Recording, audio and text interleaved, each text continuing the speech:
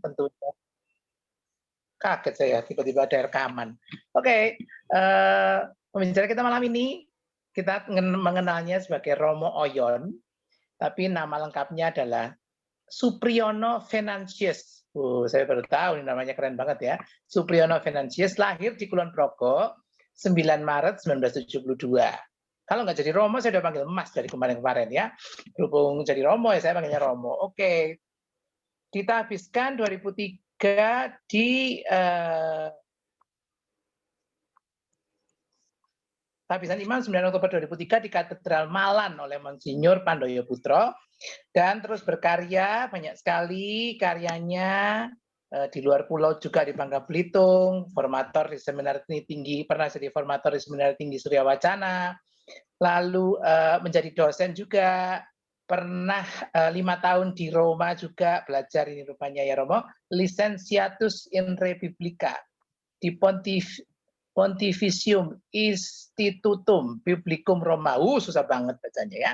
5 tahun Romo di sana, sepertinya belajar tentang biblis tentunya lebih dalam lagi.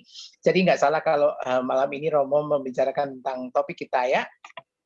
Sekarang Romo Oyon pelayanannya sebagai dosen di STFT dan juga Kepala Perpustakaan STFT Widya Sasana Malang.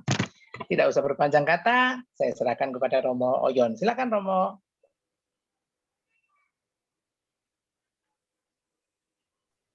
Baik. Maaf, terima kasih banyak. Lagi saya lupa. Bagi Bapak Ibu yang ingin mengajukan pertanyaan selama sesi firman berlangsung, bisa menuliskannya di kolom chat. Nanti kami akan bacakan pada sesi tanya jawab setelah firman. Baik, silakan Romo. Terima kasih Mas Edi. Atau Romo Edi? Saya Budi Romo, bukan Edi. Oh, Budi. Oh iya Budi. Aku kira Mas Edi. Mas Budi atau Romo Budi ini? Setengah Romo, loh setengah Romo. Ya. Terima kasih banyak sudah diperkenalkan. Terima kasih juga Mbak Becky atau Suster Becky ini yang ujian tadi. Waduh, Mbak Becky, ya? Romo. Mbak. Terima kasih banyak pujiannya membawa kita masuk lebih dalam ke dalam misteri persekutuan dengan Allah. Hari ini saya akan berbicara tentang pandangan Gereja Katolik mengenai kematian dan hidup sesudah kematian. Saya mengambil presentasi yang bukan saya yang membuat presentasi ini, ada satu presentasi yang sudah dipresentasikan oleh orang lain, kemudian saya sadur, saya terjemahkan ke dalam bahasa Indonesia. Dan di dalam presentasi ini ada satu kutipan dari Kitab Suci Perjanjian Lama, dari Kitab Daniel. Kita bisa lihat semua ya kutipannya di sini.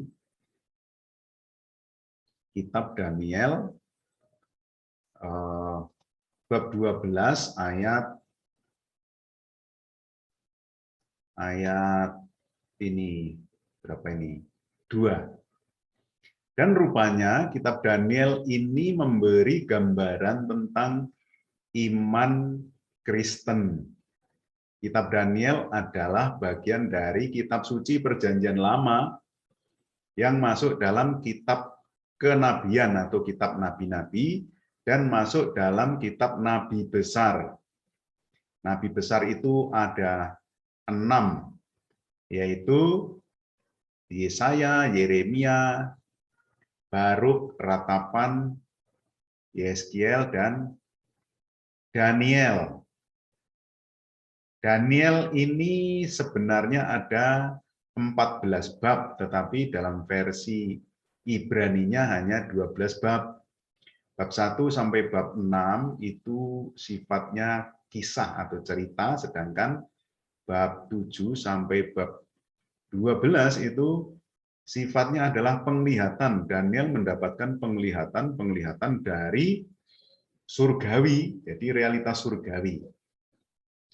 Yang mirip dengan kitab Wahyu, gaya sastra Daniel itu apokalip. Jadi penglihatan-penglihatan akan situasi ke depan, penglihatan-penglihatan hal-hal yang akan datang.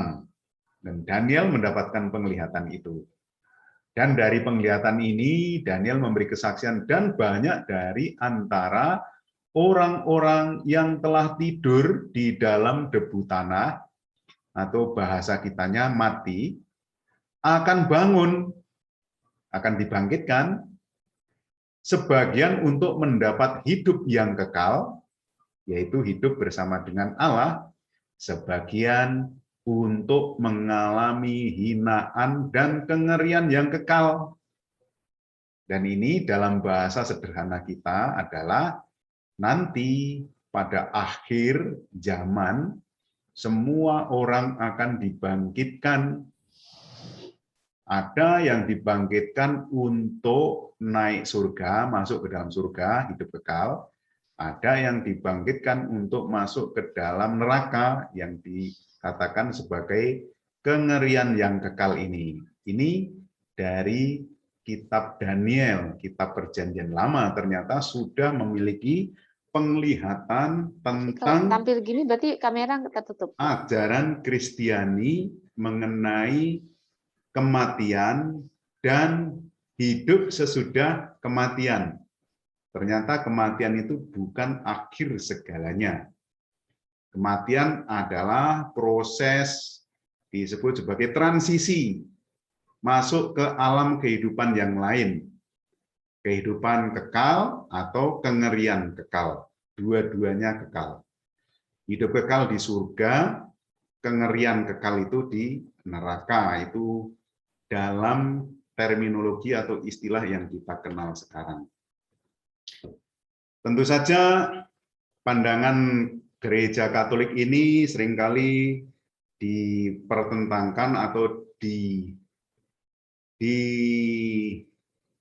disaingi oleh pandangan yang lain, yaitu pandangan dunia sekuler. Menurut pandangan dunia sekuler atau pandangan orang-orang yang tidak beriman, kematian itu peristiwa yang sangat alami. Dan kematian itu merupakan penutupan episode. Kalau film itu sudah filmnya selesai. Sesudah itu tidak terjadi apa-apa lagi. Semuanya selesai di dalam kematian. Sesudah kematian tidak ada apa-apa lagi. Itulah pandangan sekuler. Akhirat, surga, neraka itu tidak bisa dibuktikan. Siapa yang bisa melihat akhirat, yang pernah melihat surga, yang bisa merasakan neraka, yang alam yang dinyatakan di dalam ajaran agama itu, bagi orang sekuler, nggak bisa dibuktikan, nggak bisa dilihat, nggak bisa diraba, nggak bisa didengar, sehingga itu bukan realitas. Singkatnya, kematian adalah akhir dari eksistensi manusia, dari keberadaan manusia. Maka inti dari hidup adalah menikmati hidup itu sendiri. Hidup sekali, maka nikmatilah. Yang berharga atau yang baik di dalam hidup adalah apa yang memberi kesenangan dalam hidup ini. Inilah pandangan sekuler. Pandangan Kristen tentu saja berbeda. Di dalam pandangan Kristen, kematian itu memang tidak bisa ditangkap dengan panca indera kita. Tapi yang tidak bisa ditangkap dengan panca indera itu bukan berarti tidak ada. Melainkan ada tetapi misteri. Dan meskipun misteri, kita bisa menjelaskan, ada gambarannya. Di dalam pandangan Kristen, kematian itu terjadi sebagai akibat dari dosa asal. Akan tetapi, singkat kata, dosa itu, kutukan kematian itu telah diubah menjadi berkat. oleh karena kebangkitan Kristus yang merupakan kemenangan atas kematian.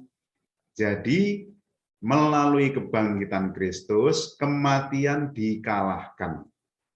Maka di dalam terang kebangkitan Kristus, atau kita kenal dengan misteri Paskah, seorang yang meninggal di dalam iman akan Yesus, itu menurut menurut Katekismus Gereja Katolik nomor 1681, orang meninggal itu beralih dari tubuh ini untuk menetap bersama dengan Tuhan. Jadi pindah, move on dari tubuh yang fana ini, kemudian menetap pada Tuhan, tinggal bersama dengan Tuhan. Itu ada di dalam Katekismus Gereja Katolik. Nanti Bapak Ibu bisa buka sendiri katekismus seperti ini, nomor 1681.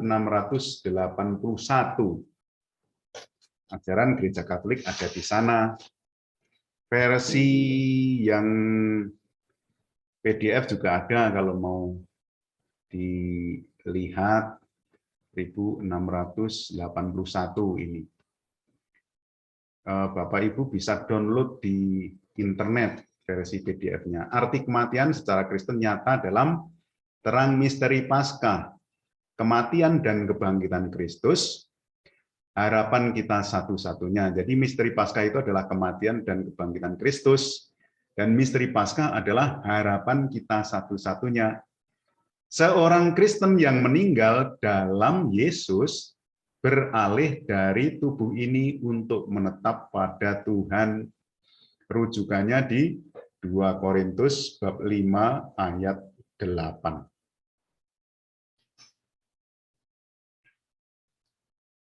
Jadi kematian bagi orang Kristen adalah perpindahan hidup dan bukan akhir dari hidup.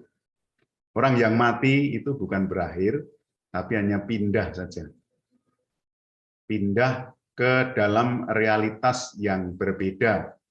Realitas fisik ke dalam realitas spiritual bersama dengan Tuhan. Kita tadi mengatakan bahwa kematian itu akibat dari dosa.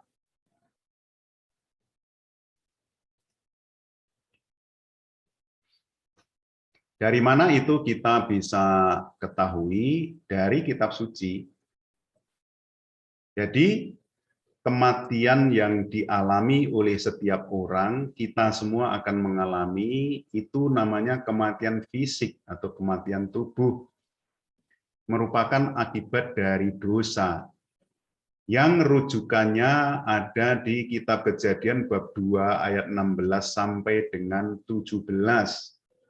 Di sana itu kita akan mengetahui mengapa manusia mati. Kitab Kejadian bab 2 ayat 16 sampai 17.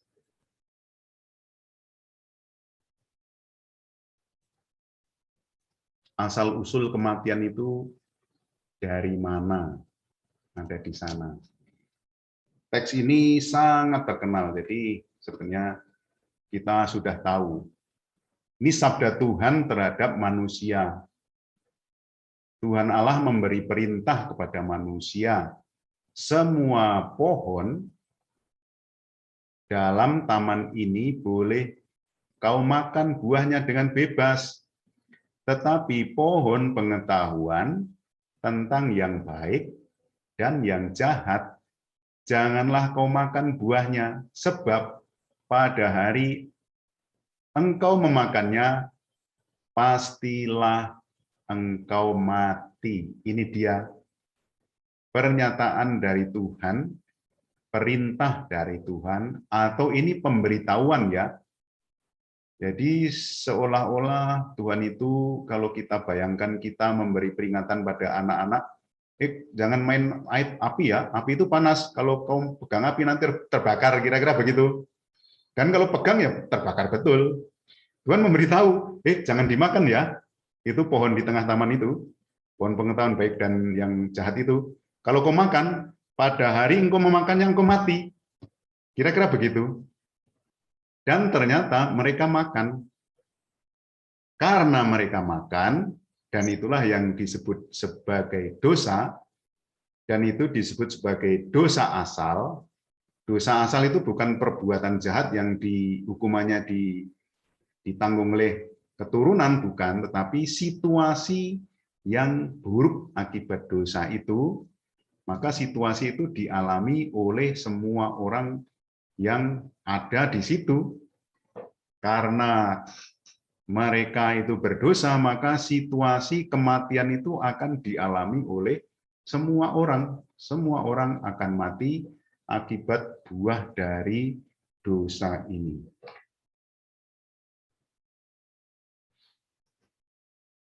Dan juga ini ditegaskan lagi di dalam surat Rasul Paulus kepada jemaat di Roma. Upah dosa adalah maut. Dan bunyi-bunyi bagaimana manusia itu kemudian, memang awalnya manusia itu hidupnya, Adam dan Hawa itu umurnya panjang-panjang ya, 900-an tahun, tapi lama-lama makin pendek. Dan hidup itu singkat. Jadi batas umur manusia itu hanya 80. Itu kalau kuat. 70 itu rata-rata. 80 jika kuat. Itu pun penuh dengan penderitaan. Jadi kitab Pengkhotbah juga mengatakan betapa singkatnya hidup manusia itu. Selain ada kematian tubuh karena dosa ini, ada juga kematian spiritual atau kematian rohani. Kematian rohani itu artinya orang masih hidup, tetapi hidupnya itu berpaling dari Tuhan. Maka ini disebut sebagai kematian spiritual, kematian rohani. Nah, ini rujukannya ada di surat Rasul Paulus kepada jemaat di Efesus, bab 2, ayat 1 sampai dengan ayat 3. Surat Rasul Paulus kepada jemaat di Roma, bab 1, ayat 20 sampai dengan 32. Nah, nanti bisa dilihat sendiri. Lalu, karena dosa manusia itu, maka manusia harus mati. Tetapi Tuhan rupanya mengasihi manusia. Manusia yang harusnya mati itu ditebus kematiannya oleh Kristus. Kristus yang adalah Allah sendiri menjadi manusia. Dan sebagai manusia, Yesus mengambil kematian yang seharusnya dialami oleh manusia itu. Dan karena Kristus, meskipun dia manusia, tetapi dia juga Allah. Maka dia bangkit kembali. Yesus menang atas kematian yang sudah diambilnya. Jadi secara hukum, sabda Tuhan di dalam kitab Kejadian bab 2 ayat 16 sampai 17 ini harus digenapi. Dan Yesuslah yang menggenapi. Dengan demikian manusia ditebus. Yesus mengubah kutukan kematian menjadi berkat. Rujukannya ada di surat Rasul Paulus kepada jemaat di Roma bab 5 ayat 21 seperti yang dikutipkan di sini tadi. Sehingga untuk mereka yang mati dalam rahmat Kristus, kematian adalah keikutsertaan dalam kematian Kristus, supaya dapat juga mengambil bagian dalam kebangkitannya. Jadi orang Kristen atau orang yang percaya kepada Yesus yang mati, kematiannya itu adalah mengambil bagian dalam kematian Kristus atau keikutsertaan dalam kematian Kristus. Dan nanti akan mengambil bagian pula dalam kebangkitan Kristus. Jadi Yesus yang wafat dan mati, yang wafat dan bangkit itu menjadi model menjadi masa depan bagi semua orang yang beriman kepadanya. Sehingga persahabatan dan kasih sayang yang diikat di dunia ini tidak berakhir dalam kematian. Jadi apapun yang kita lakukan di dunia ini, kalau kita mengasihi orang, mengikat satu persahabatan, itu tidak berakhir dengan kematian. Berbeda dengan pandangan sekuler tadi yang mengatakan dengan mati maka berakhir segala-galanya. Bagi kita orang Kristen, kematian itu tidak mengakhiri segala-galanya. Maka orang yang putus asa lalu mengambil keputusan untuk bunuh diri, menganggap bahwa dengan mati selesai semua, itu salah. Ini tadi. Dengan mati tidak selesai. Kematian hanya proses perpindahan dari dunia fana ke dunia yang kekal. Nah, di dalam pandangan Katolik, di dalam kematian itu ada namanya proses penghakiman. Penghakiman itu terjadi secara pribadi sesaat ketika orang mati. Dan ini digambarkan di dalam Injil Lukas bab 16 ayat 22 sampai 25. Gambaran orang kaya yang mati, yang lalu dikontraskan dengan orang yang miskin, yaitu Lazarus yang juga mati. Lalu setelah mati, Lazarus itu duduk di pangkuan Abraham, sementara orang kaya itu berada di dalam, kita buka saja ya, Lukas 16, 22-25. Lukas 16, 22-25. 16, 22 sampai 25. Kemudian matilah orang miskin itu, lalu dibawa oleh malaikat-malaikat ke pangkuan Abraham. Orang kaya itu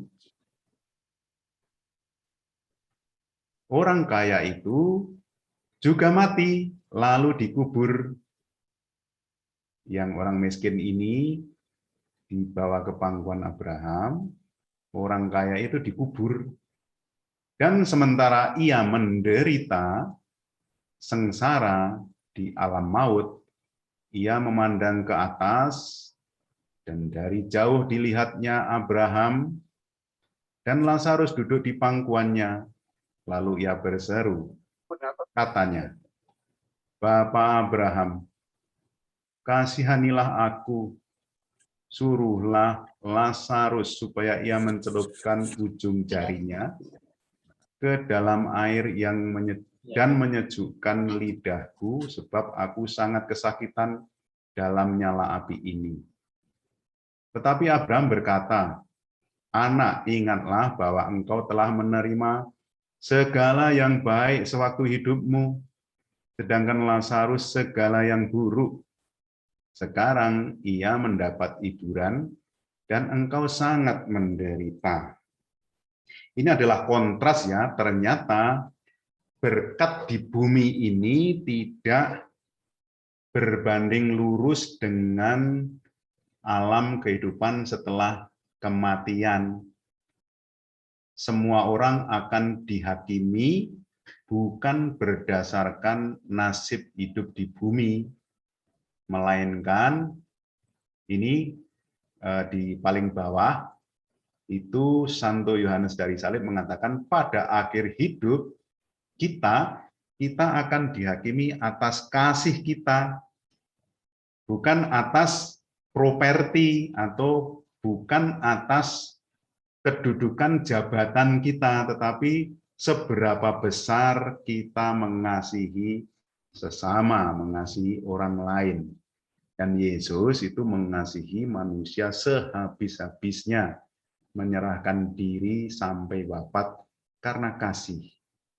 Jadi apa yang menggerakkan kita, kalau kasih yang menggerakkan kita, itulah standar penghakiman kita, bukan jabatan, bukan juga kekayaan. Kematian mengakhiri kehidupan manusia, akhir dari pilihan. Jadi manusia itu boleh diberi kebebasan untuk memilih entah mengikuti Tuhan atau menolak Tuhan. Bebas. Tuhan tidak bisa mengubah manusia dari tidak menjadi ya. Sungguh-sungguh manusia itu diberi kebebasan untuk memilih menerima rahmat ilahi atau menolak rahmat ilahi yang diwahyukan di dalam Kristus. Nah, pada saat kematian, setiap orang menerima ganjaran abadi dalam jiwanya yang tidak dapat mati. Jadi jiwa manusia itu kekal, tidak dapat mati. Itulah penghakiman pada saat orang meninggal. Jadi gambarannya seperti ini. Ketika orang mati, kematian itu lalu mengalami penghakiman secara personal atau secara pribadi. Yang menolak Kristus itu masuk ke dalam neraka. Wih, ngeri juga ya. Yang menerima Yesus itu memiliki peluang untuk masuk surga. Ini pintu surganya. Tetapi karena di surga ini penuh dengan kesucian, dipenuhi dengan kesucian, sedangkan meskipun orang sudah menerima Yesus, belum tentu hidupnya itu murni-murni amat. Kadang-kadang ada noda-noda kecil-kecil atau agak besar, atau besar juga, tapi menerima Kristus. Nah, itu nanti harus disucikan yang disebut dengan api penyucian. Nah, api penyucian ini berfungsi untuk membersihkan segala noda-noda itu, dan ketika sudah bersih, maka akhirnya masuk ke dalam surga. Gambaran gampangnya seperti itu.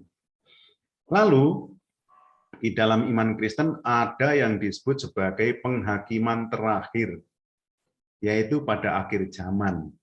Yang kita akui di dalam kredo juga, kalau kita berdoa, aku percaya, itu kita berdoa, aku percaya akan gereja Katolik yang kudus, persekutuan para kudus, pengampunan dosa, kebangkitan badan, kehidupan yang kekal. Itu ada kredo mengenai pada akhir zaman, kredo yang panjang itu,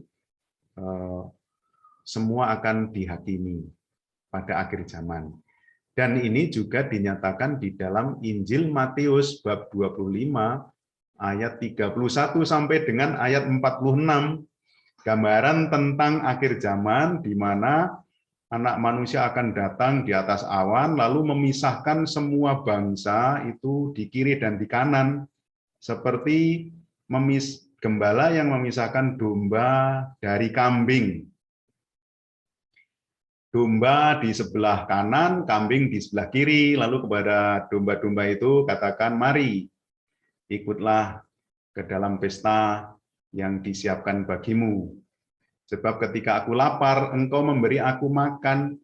Ketika aku haus, engkau memberi aku minum. Ketika aku, dan seterusnya, mari kita lihat saja, supaya menjadi jelas.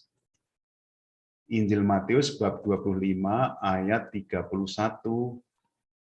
sampai dengan ayat 46.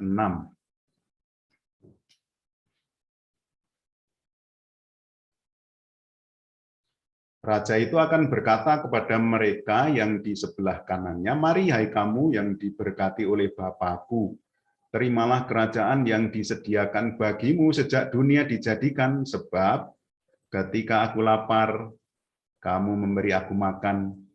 Ketika aku haus, kamu memberi aku minum. Ketika aku seorang asing, kamu memberi aku tumpangan. Ketika aku telanjang, kamu memberi aku pakaian. Ketika aku sakit, kamu melawat aku. Ketika aku di dalam penjara, kamu mengunjungi aku. Nah, orang-orang benar ini menjawab, loh, kapan aku melihat Tuhan dan melakukan itu semuanya? Dan Tuhan menjawab, segala sesuatu yang engkau perbuat terhadap salah seorang yang paling hina ini, itu engkau perbuat terhadap aku. Lalu kepada yang di sebelah kiri mengatakan yang sebaliknya, dan mereka pun bertanya, loh kapan aku melihat Tuhan lapar, haus, orang asing, dan kami tidak melakukan untuk itu semua. Dan Tuhan menjawab secara kebalikan, aku berkata kepadamu, sesungguhnya segala sesuatu yang tidak kamu lakukan untuk salah seorang dari yang paling hina ini, kamu tidak melakukannya juga untuk aku. Jelas ya, ini tadi ringkasan dari Santo Yohanes dari Salib yang mengatakan bahwa orang akan dihakimi berdasarkan kasih yang dilakukannya. Dan kasih yang dilakukan itu berarti tulus, tidak mengharapkan balasan.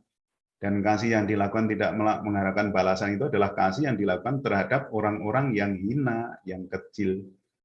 Dan kasih yang dilakukan terhadap orang yang paling hina itu ternyata sama dengan kasih yang dilakukan terhadap Yesus sendiri. Mereka yang Santo Yohanes atau Rasul pengarang Injil, penulis Injil Yohanes bab 5 ayat 29 mengatakan, dan mereka yang telah berbuat baik akan keluar dan bangkit untuk hidup yang kekal, tetapi mereka yang telah berbuat jahat akan bangkit untuk dihukum. Persis sama dengan gambaran Daniel tadi.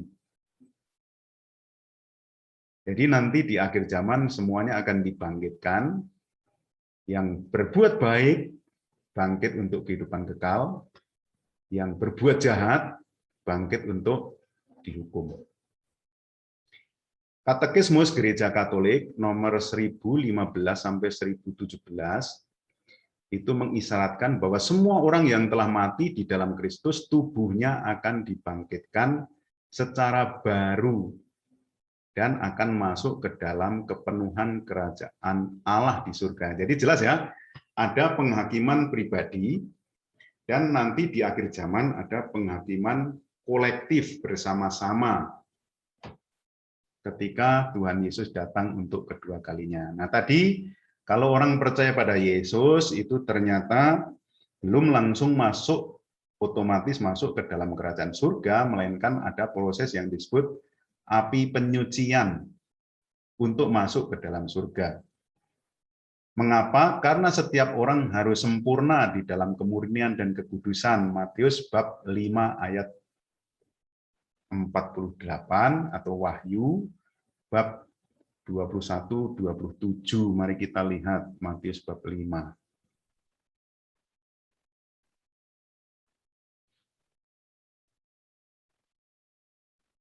Ayat 48.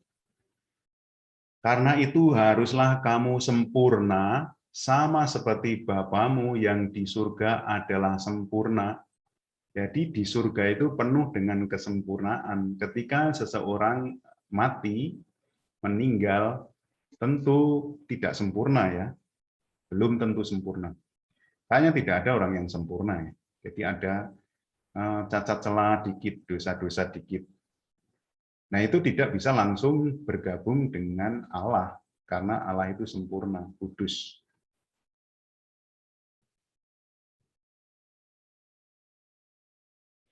Maka seseorang itu untuk masuk ke dalam surga harus benar-benar bebas dari dosa berat dan noda dosa. Oleh sebab itu, untuk masuk ke dalam surga ketika orang masih memiliki dosa-dosa, diperlukan pemurnian terakhir bagi mereka, yaitu dalam kasih Allah, tetapi pemurniannya itu disebut sebagai api penyucian. Di mana dasar biblisnya? Nah, api penyucian itu kita bisa baca di Katekismus Gereja Katolik nomor 1030 dan seterusnya itu. Nah, tentang gambaran api penyucian, dasar biblisnya dalam 1 Korintus bab 3 ayat 10 sampai 15. Mari kita lihat 1 Korintus bab 3.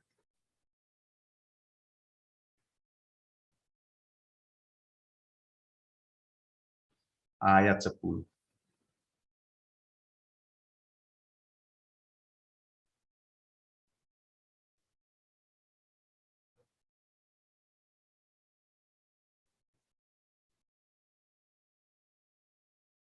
Sampai 15.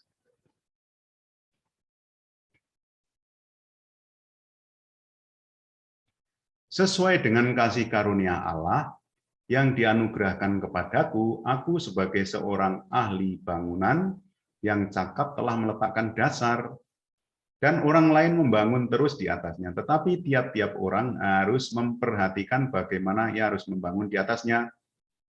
Karena tidak ada seorang pun yang dapat meletakkan dasar lain daripada dasar yang telah diletakkan, yaitu Yesus Kristus. Entah orang membangun di atas dasar ini dengan emas, perak, batu, permata, kayu, rumput kering, atau jerami, sekali kelak pekerjaan masing-masing orang akan tampak. Karena hari Tuhan akan menyatakannya, sebab ia akan tampak dengan api, dan bagaimana pekerjaan masing-masing orang akan diuji oleh api itu. Jika pekerjaan yang dibangun seseorang tahan uji, ia akan mendapat upah. Jika pekerjaan terbakar, ia akan menderita kerugian, tetapi ia sendiri akan diselamatkan, tetapi seperti dari dalam api. Inilah dasar biblisnya mengenai api penyucian itu. Tetap diselamatkan, tetapi diselamatkan seperti dari dalam api. Sedangkan Katekismus nomor 1030 kita bisa buka. Kita bisa cari nomor 1030. Bagaimana bunyinya? Ini dia penyucian akhir atau disebut dengan purgatorium. Siapa yang mati dalam rahmat, dan seterusnya. Kita bisa baca sendiri ya, mengenai ajaran api penyucian ini. Semua orang yang memasuki api penyucian memiliki jaminan untuk masuk ke dalam keabadian surga. Tadi itu mereka diselamatkan, tetapi ya diselamatkan dari dalam api itu. Lalu surga. Surga itu adalah persatuan abadi dengan Allah Tritunggal. Singkatnya seperti itu. Di dalam surga itu orang hidup dalam cinta yang murni. Nah, gambarannya itu ada di dalam Injil Yohanes bab 14. Di rumah Bapakku banyak tempat tinggal. Aku akan datang kembali dan membawa kamu ke tempatku, supaya di tempat di mana aku berada, kamu pun berada. Ini pernyataan Yesus yang seringkali kita baca ketika peringatan atau pemakaman orang yang meninggal. Jangan gelisah hatimu, percaya kepada Bapa, kepada Allah, percaya juga kepadaku, di rumah Bapakku banyak tempat tinggal. Jika tidak demikian, aku tentu saja tidak akan mengatakannya kepadamu. Aku pergi ke sana untuk mempersiapkan tempat itu bagimu, dan aku akan kembali dan membawa kamu ke tempatku. Itulah surga, persatuan abadi dengan Allah Bapa, Allah Putra, dan Allah Roh Kudus. Jadi di dalam surga itu gambarannya, kalau gambaran dalam Injil Yohanes bab 4 ayat 14 itu adalah kita dipuaskan kehausan kita akan air hidup. Setiap manusia diciptakan untuk kekekalan di surga, akan tetapi tidak semua orang masuk ke surga. Untuk masuk ke surga dan tidak masuk ke surga itu satu pilihan, orang bebas untuk memilihnya. Sedangkan neraka itu adalah terpisah dari Allah Tritunggal. Kalau surga itu bersatu dengan Allah Tritunggal, neraka itu artinya terpisah dari Allah Tritunggal. Jadi bayangan bahwa neraka itu api, neraka itu tempat di bawah, paling bawah, surga itu di tujuh, itu adalah gambaran manusiawi, tetapi lebih merujuk bahwa neraka itu adalah satu keterpisahan dari Allah, sumber hidup. Surga adalah bersatu dengan Allah. Orang yang menolak Tuhan berarti masuk ke dalam neraka. Orang bebas untuk memilih, menerima, atau menolak Tuhan. Jadi kita memiliki kesempatan untuk berpaling kepada Yesus ketika masih hidup ini. Tetapi sesudah mati, maka peluang untuk memilih itu berhenti, tidak ada waktu lagi. Itu dinyatakan di dalam Katekismus Gereja Katolik 1021. Oleh sebab itu, selama masih hidup ini, kita diberi kesempatan untuk memilih. Oleh karena itu, kita mesti memilih secara baik, yaitu menerima Yesus. Karena Yesus inilah yang menjadi hakimnya nanti di akhir zaman. Dan bersama dengan Yesus, kita diselamatkan, ditebus oleh kematiannya sendiri. Saya kira hanya itu saja yang saya mau katakan di dalam pertemuan ini. Saya kembalikan kepada Mas Budi. Baik Romo, terima kasih. Ini yang masuk ada satu pertanyaan. Pertanyaan begini, untuk bunga tabur, nyekar, dan lain sebagainya, apakah ada aturan dalam agama Katolik? Lalu sebenarnya untuk apa kirim bunga? Bukankah lebih baik kirim doa? Bagaimana bila ada keluarga yang meninggal tidak bisa melakukan nyekar? Apakah menyedihkan dari sisi yang meninggal? Wah, kalau itu berkaitan dengan tradisi budaya masing-masing ya. Di dalam katekismus tidak ada diatur mengenai bunga dan sebagainya. Bunga itu menjadi simbol-simbol yang memang biasa digunakan di dalam banyak tradisi. Di Eropa juga kalau ada orang meninggal itu mengirim karangan bunga. Nah, bunga itu lebih menjadi tanda bela sungkawa atau tanda penghargaan terhadap yang meninggal, kira-kira begitu.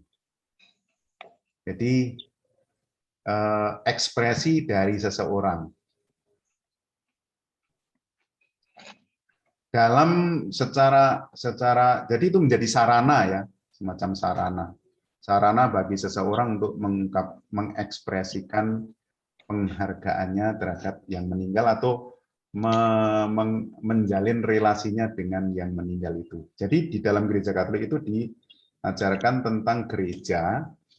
Gereja itu ada 3 gereja yang berjuang, yang masih hidup di bumi ini, gereja yang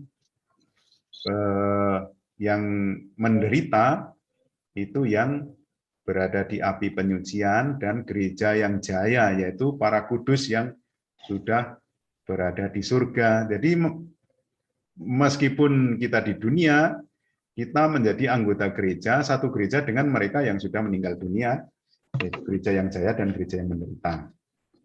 Dan karena kita masih menjadi satu anggota gereja, kita bisa melakukan relasi atau membina relasi. Relasinya bisa dengan doa, tetapi juga bisa dengan ekspresi-ekspresi yang sangat manusiawi, karena kita ini masih manusia yang hidup.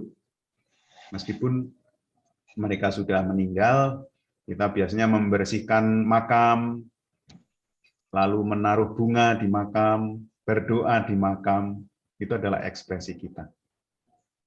Ada yang juga menyalakan lilin Ada juga kalau dalam tradisi Jawa itu membakar kemenyan, itu semuanya adalah sarana. Ada yang mengatakan kalau membakar kemenyan itu adalah cara-cara yang untuk mengundang setan. Kalau saya menjawabnya begini, tergantung siapa yang dijawab, yang disebut. Meskipun kita menggunakan lilin, tapi kalau yang disebut setan, yaitu kita mengundang setan. Tapi kita menggunakan apapun, kalau kita menyebut nama Tuhan, yaitu kita tidak berkehendak untuk menyembah setan, kita tetap. Jadi yang paling penting adalah intensinya ya. Sarana bunga itu ya sebatas sarana saja. Intensi itulah yang paling penting. Hati kita kemana? Itu jawaban dari saya. Karena kalau mengacu pada sarana, masing-masing daerah punya sarana yang berbeda-beda. Ada yang menggunakan lilin, ada yang menggunakan bunga-bunga tertentu, ada yang menggunakan bunga dari kertas, ada yang menggunakan uang kertas, ada juga yang menggunakan rumah-rumahan, macam-macam. Cara tradisi masing-masing itu berbeda-beda. Sehingga yang paling penting adalah intensi dari hati kita menyebut di dalam doa-doa kita. Jadi memang benar yang intinya adalah di doanya, sedangkan sarananya bisa macam-macam. Begitu tanggapan dari saya. Baik, jadi di ajaran gereja agama Katolik pun tidak mengatur sebetulnya nyekar atau tradisi seperti itu, begitu ya Romo? Ya, detail-detail tidak. Tradisi gitu ya. Baik. Pertanyaan berikutnya. Ini langsung banyak nih yang nanya Romo. Pertanyaan berikutnya. Kalau menjadi orang Katolik yang percaya penuh ajaran Katolik tentang kematian ini, seharusnya tidak perlu takut mati ya Romo. Tapi kok orang kebanyakan takut mati? Iya, betul. Itulah yang mengherankan. Seharusnya kita tidak takut mati. Tapi yang mengherankan, kita takut mati. Bukan hanya di dalam ajaran Katolik ya, di dalam tradisi pewayangan pun begitu. Kalau kita pernah mendengarkan cerita wayang tentang Wahyu apa itu? Wahyu. Jadi ada satu tebakan, apa yang paling mengherankan di dunia ini? Yang paling mengherankan adalah orang tidak takut mati. Seolah-olah dirinya itu tidak mati, tidak akan mati gitu. Tapi yang menjadi pertanyaan ini, mengapa orang takut mati gitu ya? Ya, ini ada dua pertanyaan yang nyambung Romo. Kenapa kebanyakan orang takut mati? Terus apa yang harus dilakukan kalau kita takut meninggal atau takut ditinggalkan? Iya, apa yang harus dilakukan? Yang harus dilakukan pasrah. Kebanyakan orang memang takut mati karena apa? Karena berpikir bahwa hidup di dunia ini seolah-olah yang paling bagus, yang paling indah. Padahal ada yang lebih indah lagi, yaitu hidup bersama dengan Tuhan. Kadang-kadang orang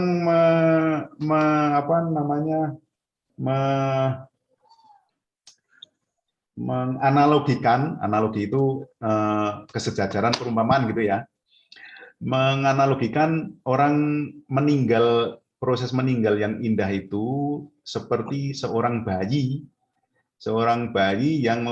yang di dalam perut itu mau lahir, tapi dia takut lahir. Oh jangan lahirlah, di sini sudah paling enak, ini kita nyaman, kita makan sudah dari rahim ibu, pokoknya semuanya beres di sini. Lalu yang satu, kan ini anak kembar ya ceritanya, yang satu katakan, enggak, kita harus lahir, nanti kalau lahir itu, wih dunianya indah sekali, nanti kita akan ketemu dengan ibu, kita bisa jalan-jalan, kita bisa lihat warna-warni, ada cahaya. Lalu yang satu katakan, omong kosong kau ini, dunia itu ya seperti ini, ibu itu apa?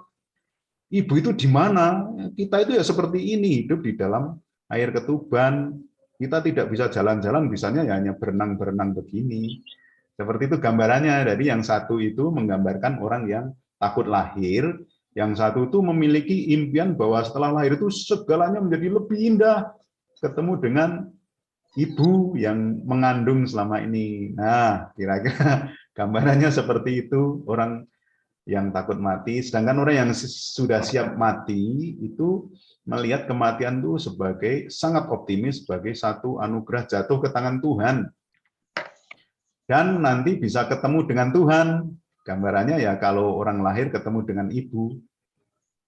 Ibu yang lalu semuanya menjadi jelas, semuanya menjadi terang, melihat Tuhan dari muka ke muka.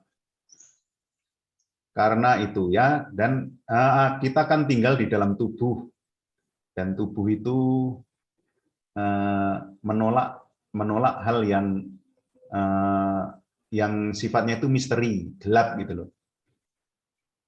Perjalanan yang paling jauh itu adalah perjalanan ke dalam diri sendiri karena paling gelapnya. Kita kan takut dengan kegelapan yang tidak pasti. Kita menjadi berani kalau itu pasti. Nah, kematian itu kan belum kita alami. Jadi meskipun sudah banyak orang lain meninggal, lalu kita sendiri kalau harus mengalami dan tidak yakin apakah saya ini suci hidupnya gitu. Apakah iman saya ini diterima oleh Tuhan itu. Ketidakyakinan inilah yang membuat orang kemudian cemas, takut. Dan nah, bagaimana caranya supaya kita tidak takut mati? Wah, semua orang ya takut. Tapi pada akhirnya nanti orang akan tidak takut. Ya, itu dari pengalaman ya. Ada orang-orang tertentu yang selama hidupnya itu ya memang takut, tetapi pada titik tertentu dia akan mengatakan aku pamit ya gitu. Jadi sudah rela, pasrah. Bagaimana caranya supaya tidak takut? Pasrah, pasrah dan yakin bahwa Tuhan itu maha baik, akan memberikan yang terbaik baik di dunia ini maupun di dunia yang akan kita tuju setelah meninggalkan dunia ini. Kalau kita cemas-cemas, takut-takut tidak akan menambah apa-apa. Gitu aja. Baik, itu kan kalau yang takut meninggal. Kalau yang takut ditinggalkan? Kalau yang takut ditinggalkan sebenarnya itu wujud egoisme. Sadari bahwa itu sebenarnya egoisme sendiri ya. Karena kalau kan kadang-kadang kita memakai argumentasi, aku begitu menyayangi dia. Jadi karena sayang itu maka jangan meninggalkan aku. Itu kan sebenarnya egoisme. Dia sebenarnya mengasihi diri sendiri, tidak mau ditinggalkan. Nah, ada satu trik, ada satu tip begini loh. Ada seseorang yang memerlukan satu mobil. Lalu dipinjemi mobil oleh orang. Dipinjemi lalu urusannya bisa dilakukan dengan baik karena pinjaman mobil itu. Nah, setelah yang punya mobil itu mengambil mobilnya, apa yang harus dilakukan oleh yang dipinjami tadi? Kan ucapkan terima kasih, toh? Kira-kira begitu. Begitulah dengan orang-orang yang dicintai itu seolah-olah kita itu dipinjami oleh Tuhan, seseorang yang kita cintai. Nah, ketika Tuhan mengambil lagi, harusnya kita berterima kasih dong. Bukan, oh jangan diambil itu, saya tidak mau dia diambil. Jadi sebenarnya orang-orang yang dikirim Tuhan kepada kita, yang memiliki relasi yang begitu akrab dengan kita, memiliki kasih yang begitu mesra dengan kita, itu seperti kita dipinjami oleh Tuhan sarana untuk meningkat atau untuk belajar kasih. Nah, ketika Tuhan mengambilnya, lalu kita sikap yang paling baik, yang benar adalah terima kasih Tuhan, Engkau telah menganugerahkan orang yang baik kepadaku. Sekarang Engkau mengambil, aku terima kasih. Gitu. Sikapnya kan yang terbaik begitu ya. Itu tanggapan dari saya. Ilmu baru nih Romo. Jadi apa? Persepsinya, bayangannya adalah dipinjemi orang baik, ya. Iya, betul. Ya dikembalikan. Iya, itu miliknya Tuhan loh. Ya, Semua Tuhan. orang itu miliknya Tuhan. Benar ya Romo. Pertanyaan berikutnya. Kalau meninggal masuk api penyucian itu kan butuh doa dari yang hidup. Iya. bagaimana bila tidak ada yang mendoakan? Apakah tetap bisa diselamatkan? Monggo Romo. Kalau tidak ada yang mendoakan, gereja mendoakan. Dalam setiap ekaristi itu selalu disebut orang-orang yang sudah meninggal. Itu sangat jelas. Jadi bukan kalau misalnya saudara-saudari tidak ada yang mendoakan, gereja mendoakan. Rumusannya jelas ya. Di dalam ekaristi setelah doa untuk paus dan Bapak Uskup ada disinggung kami mohon bagi saudara-saudari kami yang telah meninggal dunia dan mereka semua orang yang dan seterusnya. Kadang-kadang disebut nama kalau memang ada yang minta intensi, tapi kalau tidak semua orang yang telah meninggal di dalam Kristus terimalah mereka dalam cahaya wajah-Mu. Itulah doa-doa gereja untuk semua orang anonim. Jadi gereja berdoa untuk semua. Walaupun nggak sebut satu persatu, doa Ya, gereja tetap mendoakan ya Romo. Baik. Yes. Saya pernah mendapat cerita kesaksian, tapi ini kesaksian orang indigo ya. Jadi saya ini percaya boleh, tidak juga boleh. Katanya kalau dalam misa itu ada makhluk-makhluk jiwa-jiwa yang ikut misa juga katanya. Dan setiap kali misa itu mereka langsung pindah ke alam lain, tidak lagi mengembara. Jadi katanya itu yang ikut misa itu berganti-ganti. Lalu dia pertanyakan kok bisa berganti-ganti, kok yang kemarin kok tidak ikut lagi? Oh kemarin sudah menerima khasiat dari doa-doa itu, lalu menemukan jalannya. Katanya begitu. Oke, baik. Berikutnya, banyak nih Romo yang tanya ya. Romo, doa seperti apa dan bagaimana saat kita berdoa di makam? Apa kita mendoakan yang meninggal atau kita minta didoakan? Ya kalau kita yang baik adalah ya berdoa sesuai dengan intensi kita. Doa yang paling tepat itu adalah doa Bapa Kami. Jadi Bapa Kami itu doa yang lengkap ya. Itu meliputi memuji Tuhan, kemudian berdoa untuk kepentingan kita. Tetapi sebenarnya kita tidak berdoa meminta supaya arwah itu membantu kita, bukan. Kalau mengatakan mereka menjadi pendoa bagi kita, jadi doa kita itu ditujukan pada Tuhan ya, bukan ditujukan pada arwah. Karena doa itu adalah relasi dengan Tuhan. Nah, dalam tradisi Katolik biasanya mengatakan ya Tuhan, terimalah mereka di dalam kerajaan-Mu yang abadi, di dalam oleh karena kerahiman-Mu. Kalau mereka sudah masuk ke dalam keabadian, sudah bahagia di dalam kerajaan-Mu, biarlah mereka menjadi pendoa bagi kami. Jadi yang disebut itu Tuhan, bukan nama arwah itu. Misalnya arwah yang meninggal itu namanya Pawiro. Pak Pawiro, bantu aku. Nah, bukan begitu doanya. Tapi kita menyebut nama Tuhan, lalu mohon supaya Tuhan memberikan yang terbaik bagi yang sudah meninggal, dan kalau mereka sudah mendapatkan tempat yang layak, maka kita memohon kepada Tuhan agar mereka menjadi pendoa bagi kita. Biasanya begitu. Yang penting alamatnya adalah kepada Tuhan. Baik. Semoga saya cukup menjawab ya. Ini ada pertanyaan berikutnya. Ada seorang ibu tua yang memang selalu ingin mati karena lelah hidup. Apakah salah bila berdoa meminta untuk mati? Ya tidak salah sih. Karena di dalam kitab suci itu banyak juga yang berdoa minta untuk mati. Seperti misalnya Ayub, itu bahkan dia mengutuki hari kelahirannya. Lebih baik waktu aku lahir itu jangan lahir saja. Seperti itu. Karena nasibnya yang begitu. Jadi saya juga mengalami orang tua saya nenek saya itu sudah begitu tua. Jadi apa namanya, orang-orang yang sepantaran atau seusia dengan dia itu semua sudah meninggal, tapi dia sendiri tidak meninggal. Kalau saya pulang itu dia bilang, mbok Gusti Allah lek jupuk kok piye kok ora lek mati-mati to aku iki. Saya lihat, saya alami itu sebenarnya karena masa tua yang kurang bahagia.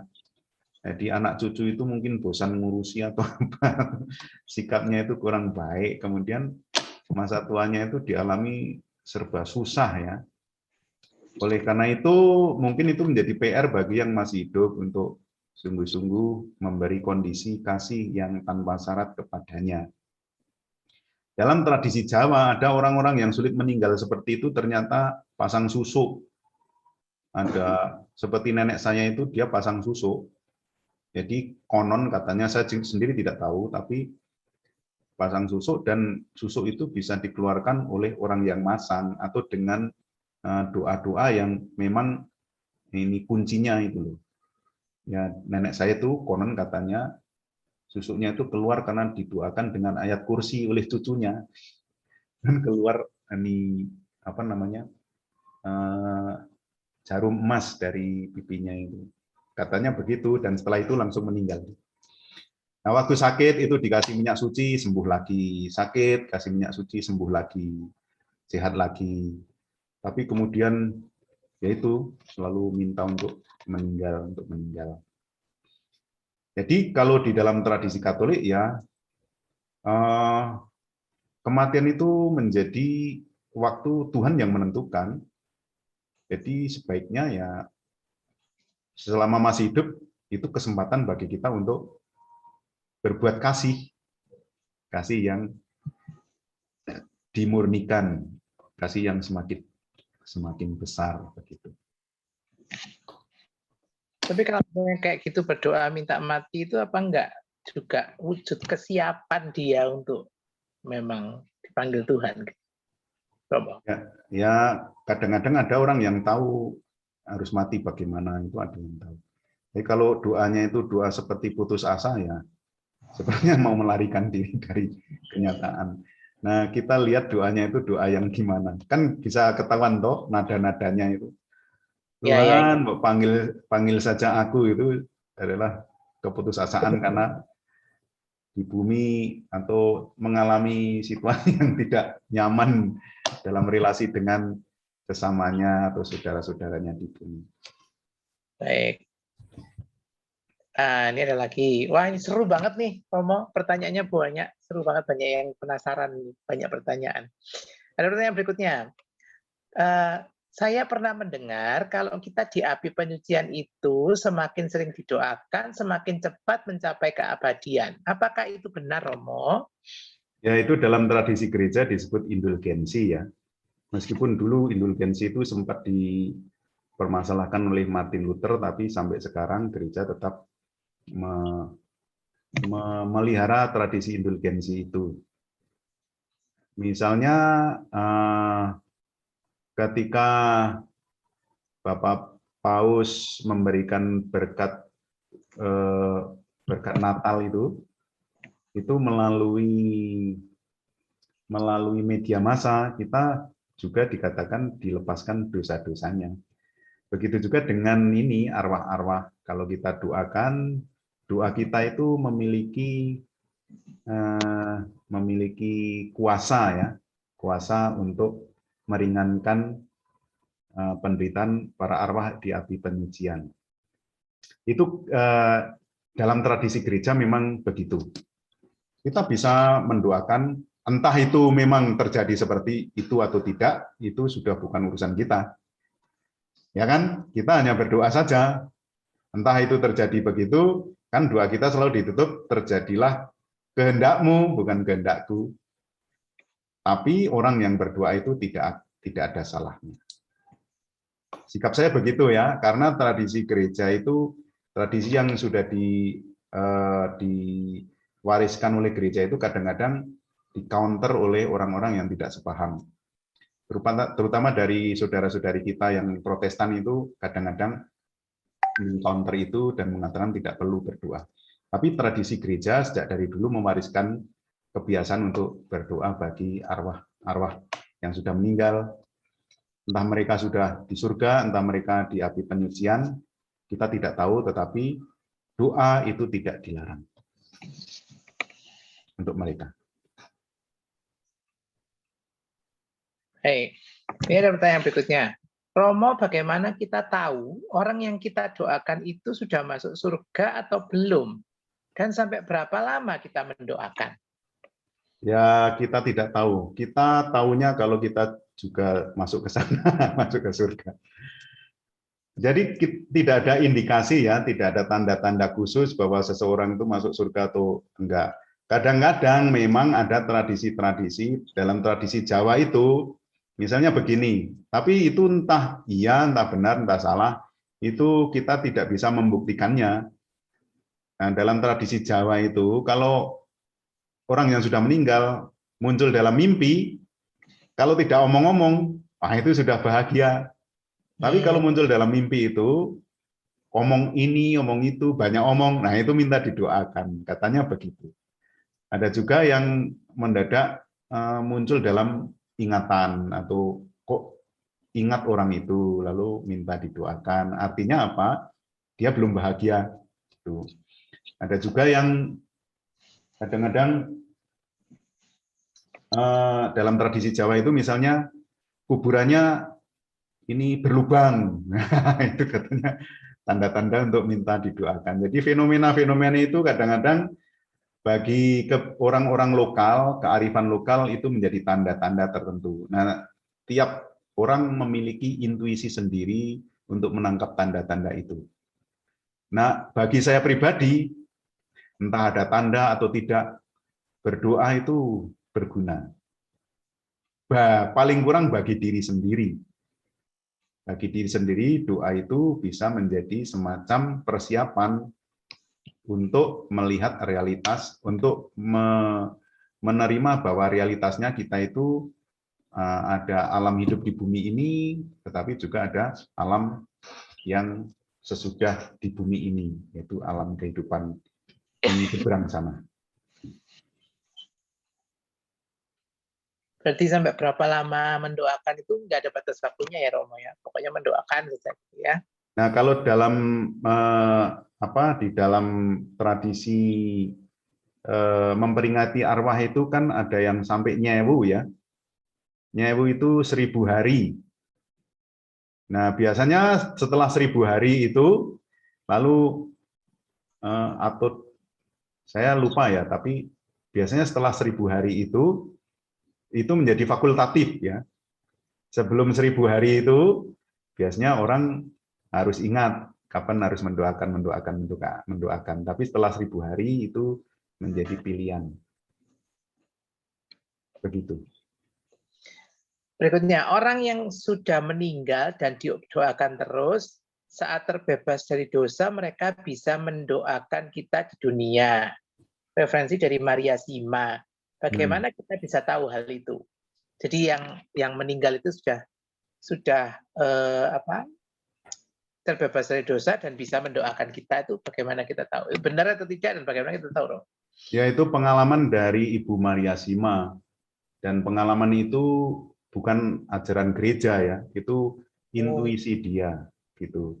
Nah, dia memberi kesaksian, dan kesaksian itu bukan ajaran gereja, melainkan kesaksian dari Ibu Maria, karena dia merasa memiliki karisma untuk melihat arwah-arwah gitu loh, dari pengakuan dia, jadi kesaksian dia.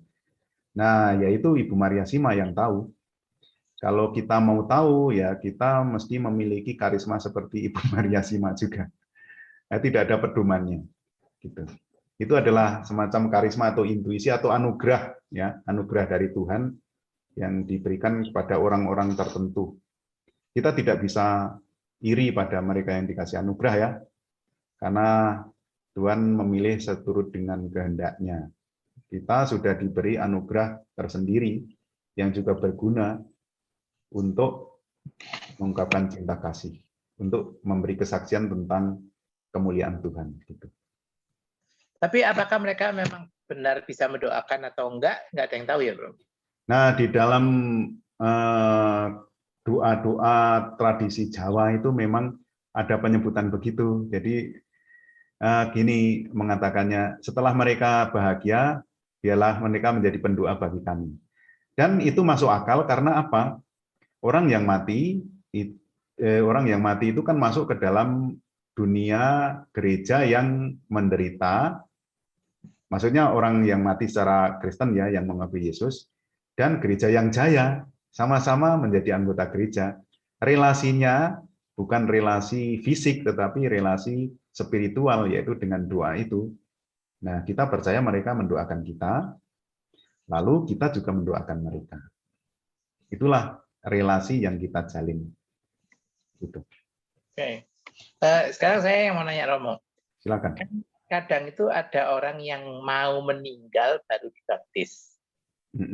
Ya kan yang kayak gitu. Nah, tadi kan Romo bilang kalau seumur hidupnya menolak Tuhan, dia masuknya neraka. Itulah. Bagaimana dengan orang yang begitu? Jadi mungkin bukan dia menolak, tapi tidak kenal misalnya.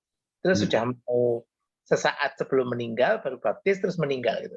Pertanyaannya apakah mereka tetap masuk ke api penyucian karena dianggap sudah ini atau bagaimana gitu. Karena dianggap sudah mengenal Kristus, padahal kan seumur hidup dia tidak mengenal Kristus. Apakah dia tetap juga masuk ke api penyucian atau bagaimana? Ya, kalau dalam anggapan saya setiap orang akan masuk api penyucian. Karena tidak ada orang sempurna gitu loh. Dan tapi ya itu kadarnya itu, kalau yang seperti emas itu kan dimurnikan, kalau banyak kotorannya ya lebih dahsyat, memerlukan api yang lebih panas gitu. Itu gambaran kita ya, gambaran kita yang hidup di bumi. Apakah memang seperti itu? Tidak tahu. Itu bagaimana kita mengungkapkan dengan cara pandang manusia. Tapi di sana kan itu nanti alamnya itu beda. Sehingga kita mengungkapkan dengan kata-kata yang kira-kira bisa ditangkap oleh manusia. Yaitu dengan api, kemudian dengan api, dan itu ada di dalam 1 Korintus tadi. Nah, kita tidak bisa menjudge seseorang apakah itu diterima oleh Tuhan atau tidak, karena misalnya seumur hidupnya tidak mengenal Yesus. Tidak bisa, karena pandangan kita itu terbatas. Kalau di dalam kitab suci, kita tahu bahwa di waktu Yesus disalib itu kan di samping kiri dan kanan kan ada penjahat. Yang satunya kan seumur hidupnya kan jahat ya. Tapi ketika mengatakan, ingatlah aku ketika engkau datang sebagai raja, Yesus katakan pada hari ini juga engkau bersama aku ke dalam Firdaus. Dulu di dalam gereja Katolik kalau ada orang mati bunuh diri, itu dianggap tidak selamat karena sesat. Tetapi kemudian ajaran itu berubah karena kita tidak tahu. Mungkin waktu orang bunuh diri ya meloncat dari lantai 3, mungkin saja ketika hampir sampai di lantai 1 itu dia bertobat, kita tidak tahu. Sehingga gereja Katolik tetap melayani orang-orang yang mati secara tidak wajar itu, tetap mendoakan mereka. Dulu memang ada sikap yang menolak untuk tidak melayani orang-orang yang seperti itu. Sehingga bagi kita sangat terbuka, tidak menjudge, kita tidak mengambil posisi sebagai hakimnya, tetapi kita itu sama-sama orang yang mau dihakimi. Sehingga paling tepat sikap kita adalah mendoakan. Keputusannya ada di tangan Tuhan.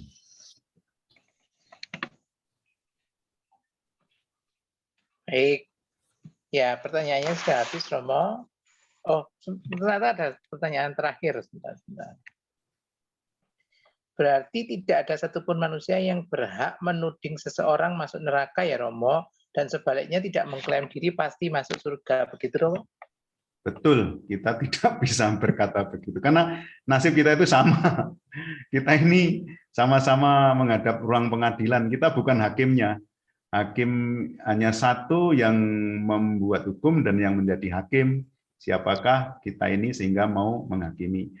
Gereja itu hanya membuat panduan-panduan supaya orang lebih mudah untuk tetap setia pada imannya. Gereja juga tidak menghakimi loh ya.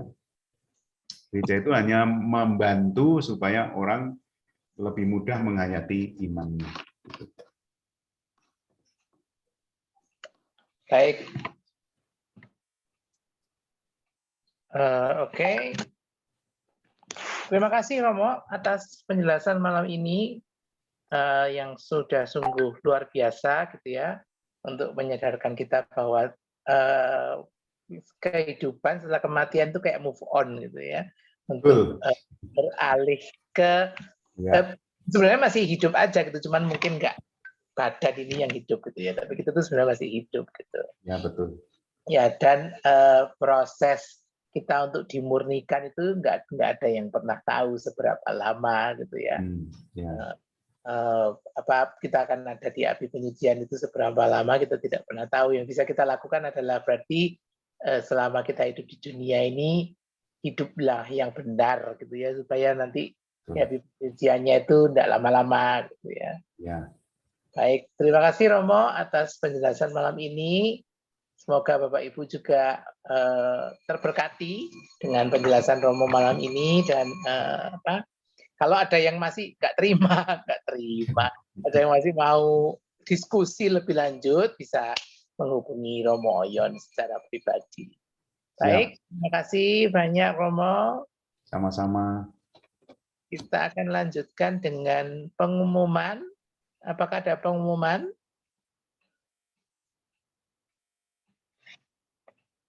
Elsie? Ada kok, nggak ada info. Oh, belum ada info. Oke. Kita akan berjumpa bulan depan di PD Gabungan, bulan Desember, awal Desember seperti biasa, hari Selasa pertama ya Bapak Ibu, dengan link yang sama, juga dengan passcode yang sama. Baik, saya kembalikan kepada WL malam ini, Becky, untuk doa penutup dan pujian penutup. Terima kasih.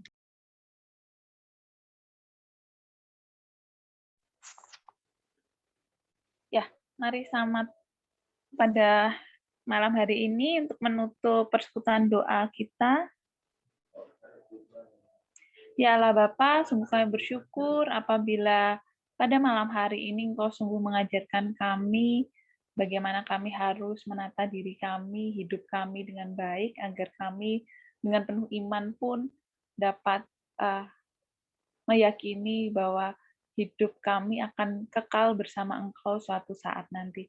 Bapa, saat ini setelah serangkaian acara PD kami pada malam hari ini, di sisa hari ini kami pun ingin melakukan kegiatan masing-masing, akan melanjutkan kegiatan kami masing-masing, dan akan beristirahat. Sekiranya bolehlah Engkau Tuhan membimbing kami di sisa hari ini agar kami dapat memberikan yang terbaik bagi orang-orang di sekitar kami dan bagi Engkau Bapa. Dan sekiranya juga kami mau serahkan semuanya ke dalam tangan-Mu. Romo, permisi, boleh minta berkat penutup Romo.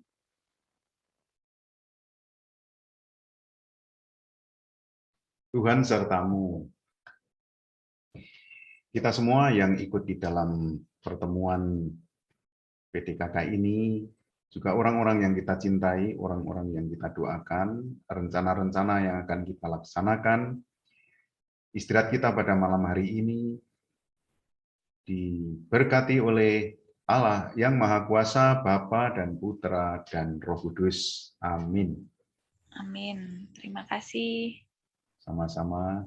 Sudah selesai moderator. Terima kasih Romo Oyon, malam. Terima kasih Romo. Terima kasih Romo Oyon. Sama-sama. Pun Romo berkah dalam. Berkah dalam sama-sama. Ke dalam Romo Oyon. Sugeng dalu. Terima kasih. Selamat malam. Ya, selamat malam. Terima kasih Romo Oyon. Terima kasih sama-sama. Terima kasih Romo Oyon. Sama-sama. Ada Terima Ibu kasih Romo. Bu Maria. Terima kasih Romo. Ya, sama-sama Ibu Maria. Makasih Romo. Iya, sama-sama. Saya pamit ya. Terima Monggo. kasih Romo. Oke, matur nuwun.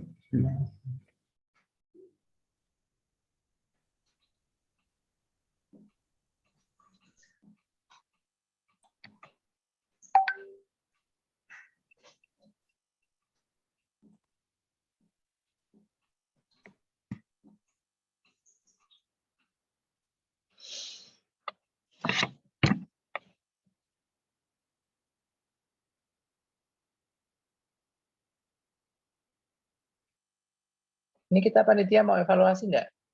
Nggak ada. Amel, Si Amel di jalan. oh di sana. Kayaknya udah kok.